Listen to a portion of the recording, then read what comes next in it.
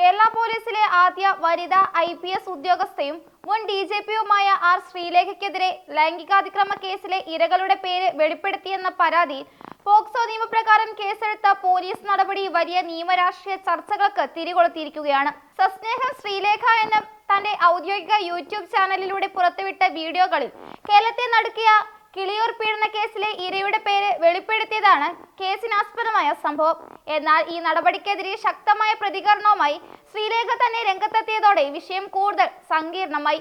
തനിക്കെതിരെ ചുമത്തിയിരിക്കുന്ന POCSO case നിയമപരമായി നിലനിൽക്കില്ലെന്നാണ് ശ്രീലേഖയുടെ പ്രാഥമിക വാദം. കിളിയൂർ കേസിൽ ഇരയായ പെൺകുട്ടി പീഡനത്തിന് ഇരയാകുമ്പോൾ പ്രായപൂർത്തിയാകാത്ത ആളായിരുന്നുവെന്ന് പോലീസ് FIRൽ രേഖപ്പെടുത്തിയിട്ടുണ്ടാകാം.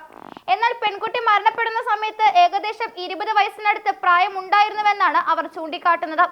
അതിനാൽ തന്നെ പ്രായപൂർത്തിയായ ഒരാളെ സംബന്ധിച്ച വിവരങ്ങൾ പങ്കുവയ്ക്കുന്നത് പോക്സോ നിയമത്തിന്റെ പരിധിയിൽ വരില്ലെന്ന് അവർ വാദിക്കുന്നു.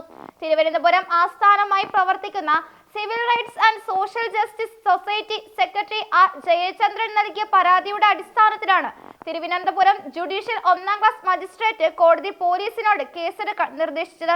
പരാതിക്കാരൻ ഹാജരാക്കിയ ഡിജിറ്റൽ തെളിവുകൾ പരിശോധിച്ച് കോടതി ശ്രീലേഖയുടെ യൂട്യൂബ് വീഡിയോകളിൽ നിയമവിരുദ്ധമായ പരാമർശങ്ങൾ ഉണ്ടെന്ന് പ്രഥമ ദൃഷ്ട്യാ വിലയിരുത്തുകയായിരുന്നു.